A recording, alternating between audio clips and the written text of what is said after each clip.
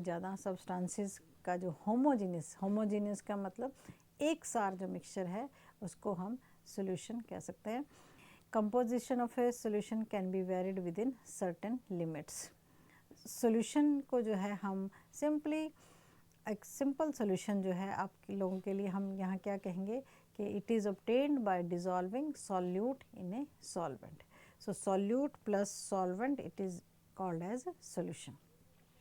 Solute क्या है कि substance which is dissolved and is present in lesser quantity is called solute. जो जिस चीज़ को घोला जाता है और जो कम क्वांटिटी में है वो सॉल्यूट है, और जिस चीज़ में सॉल्यूट को घोला गया है और जो ज़्यादा क्वांटिटी में है that is called as the solvent.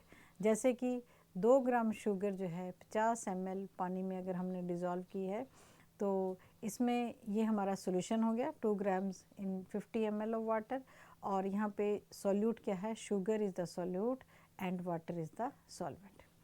So अब हमने पढ़ना है कि methods of expressing concentrations of a solution, कि जैसे भी आपने पीछे पढ़ा कि 2 grams of sugar in 50 ml। So इसको किस तरह से हम एक्सप्रेस कर सकते हैं इस क्वांटिटी को, कि कंसनट्रेशन जो है हम मतलब डिफाइन कैसे करेंगे कि अमाउंट ऑफ सॉल्यूट जैसे sugar present in A given quantity of solution, इसको हम किन वेज में एक्सप्रेस कर सकते हैं। सो मेथड्स ऑफ एक्सप्रेसिंग क्या क्या है हमारे पास, strength, molarity, molality, mole fraction, normality, mass percentage, volume percentage etcetera.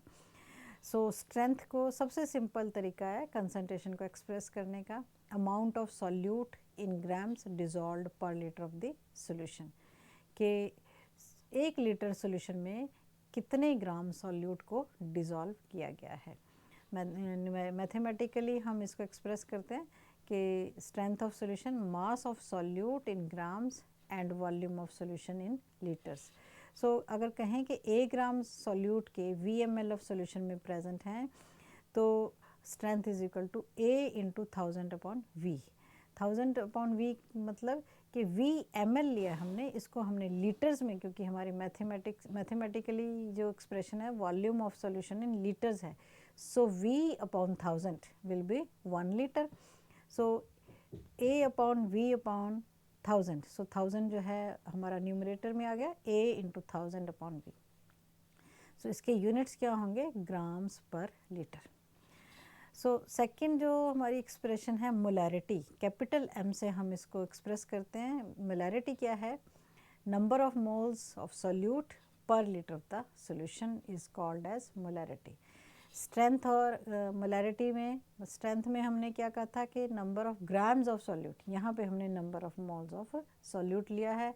सो मोलैरिटी को मैथमेटिकली के number of moles of solute, volume of solution in litres. अगर हम वॉल्यूम जो है सॉल्यूशन के इन लीटर, हमारे पास जो है वॉल्यूम अगर मिलीलीटर में दी गई है तो हमारी जो मोलैरिटी की मैथमेटिकल एक्सप्रेशन है वो क्या बन जाएगी, number of moles of solute volume of solution in ml into 1000, क्योंकि हमने इसको मिलीलीटर्स में बना लिया तो पर दी गई हमें ml में है तो हमने इसको ml इंटू 1000 कर दिया। अब जो मोल्स हैं, आपने पीछे पढ़ा मोल्स को कैसे कैलकुलेट करना है, किसी भी सब्सटेंस के मोल्स कैसे बनाने हैं, given mass divided by gram molecular mass.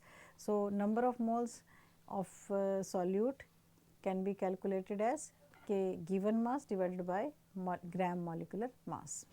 So total expression हमारी क्या होगी, given mass into 1000 upon gram molecular mass into V। So सबसे बड़ी चीज़ है कि मोलैरिटी चेंजेस विद टेम्परेचर, अगर टेम्परेचर की वेरिएशंस हैं तो मोलैरिटी में थोड़े थोड़े चेंजेस आ जाते हैं। So let's have a numerical problem, calculate the molarity of a solution containing 0.5 gram of sodium hydroxide dissolved in 500 ml। सो सबसे पहले यहाँ पे हमारा जो ये है सोडियम हाइड्रोक्साइड, ये सॉल्यूट है, इसका जो गिवन मास है 0.5 ग्राम है। इसका मॉलिक्यूलर मास कितना है 40, इसका ग्राम मॉलिक्यूलर मास कितना हो गया 40 gram. So number of moles कितने होंगे, गिवन मास जो कि 0.5 है, gram molecular mass 40, so 0.5 divide by 40, ये हमारे पास number of moles of sodium hydroxide आ गए। गिवन वॉल्यूम कितनी है 500 ml। सो मोलैरिटी कितनी होगी number of moles into 1000 upon V. Number of moles कितने हैं 0.0125 into 1000 upon 500। So molarity of solution आ गई 0.025 m। कैपिटल M जरूर लिखना है क्योंकि मोलैरिटी को एक्सप्रेस करने का ये तरीका है। सो अब तीसरी जो है हमारी एक्सप्रेशन है दैट इज़ मोलैलिटी। मोलैलिटी क्या है number of moles of solute dissolved per kilogram of the solvent. Molarity में number of moles of solute per litre of the solution था, लेकिन यहाँ पर जो है पर किलोग्राम ऑफ द सॉल्वेंट। अगर हमारा डिनोमिनेटर में जो है सॉल्वेंट का हमने वेट लेना है then it is termed as molality. So molality को हम स्मॉल m से एक्सप्रेस करते हैं मोलैलिटी। सो मैथमेटिकली क्या हो गया number of moles of solute divided by mass of solvent in kilogram. और अगर हमारे को सॉल्वेंट का मास ग्राम्स में दिया गया है तो उसको किलोग्राम्स में कन्वर्ट करने के लिए हमें क्या करना है grams divided by 1000। So expression बन गई number of moles of solute mass of solvent in grams into 1000। So simply अगर हम कहें कि a ग्राम सॉल्यूट के डिज़ोल्व किए हैं W ग्राम ऑफ सॉल्वेंट में तो हमारी जो एक्सप्रेशन है A मतलब number of moles of solute A जो है कैसे कैलकुलेट करेंगे A upon molecular mass of solute into 1000 upon W। But यहाँ पे मोलैलिटी जो है टेम्परेचर के साथ चेंज नहीं होती। सो एक न्यूमेरिकल भी कर लेते हैं कि calculate molality of an aqueous solution containing 4 gram of urea in 500 gram of water. Urea का मॉलिकुलर मास हमें बताया गया है 60 है। Given mass of urea 4 gram, molecular mass urea का 60 ग्राम, मॉलिकुलर मास नेचुरली 60 ग्राम हो जाएगा। सो हमने जो है इसके मास ऑफ वाटर हमें कितना दिया गया है 500। सो डायरेक्टली हमने यहाँ सारा कुछ पुट कर दिया अपनी एक्सप्रेशन में। गिवन मास 4 मॉलिकुलर मास 60 गुना 1000 अपॉन W कितना है पानी का weight 500 gram. So upon 500। So molality आ गई यहाँ पे इस सॉल्यूशन की 0.133 m।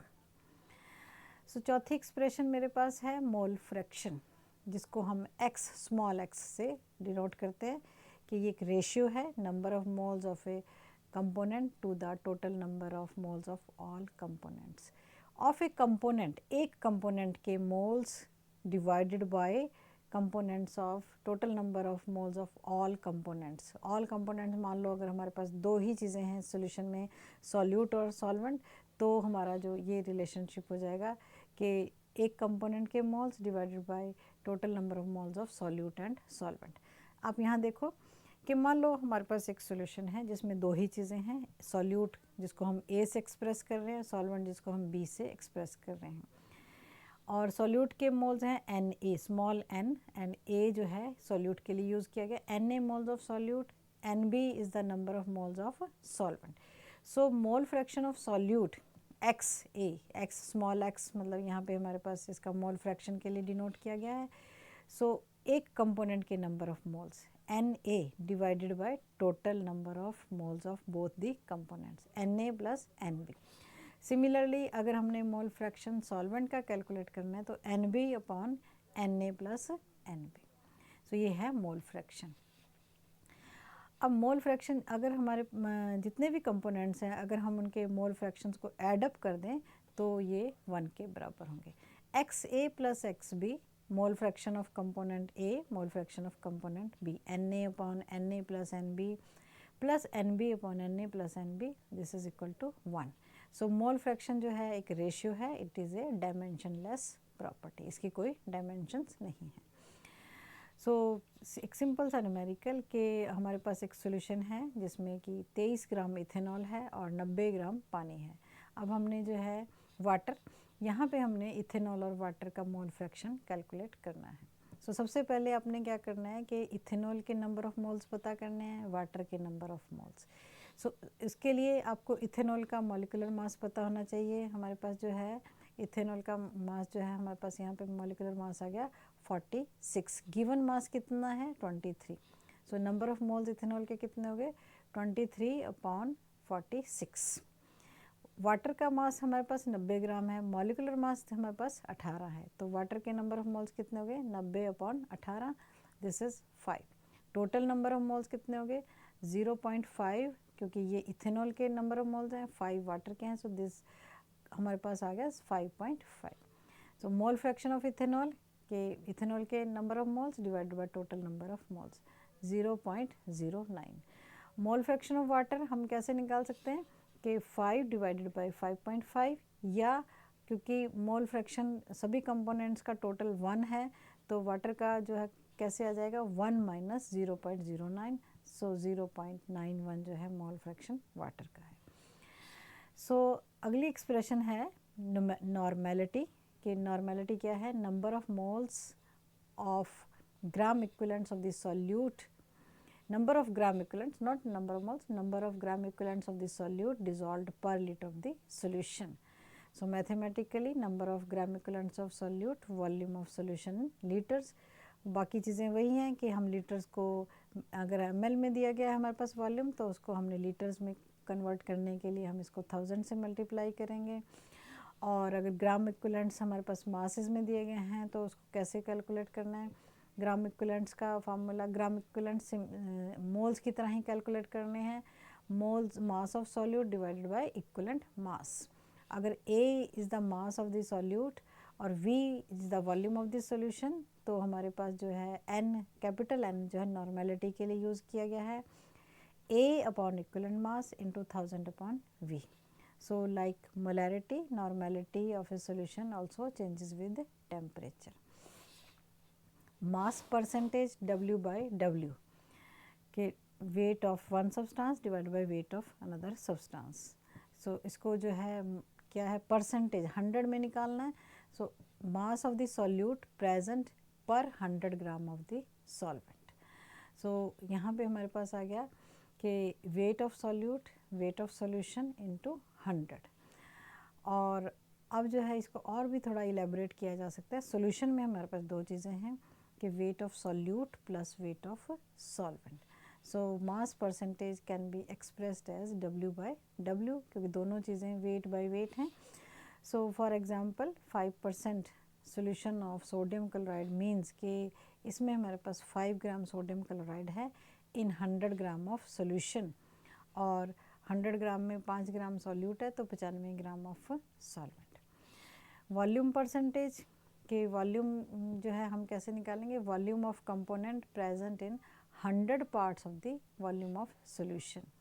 अब दो कंपोनेंट्स जैसे solute and solvent VA and VB are the volumes of A and B, तो हमारे पास वॉल्यूम परसेंटेज ऑफ A कैसे निकाल सकते हैं कि volume of A divided by total volume of solution, या volume of A plus volume of B into 100।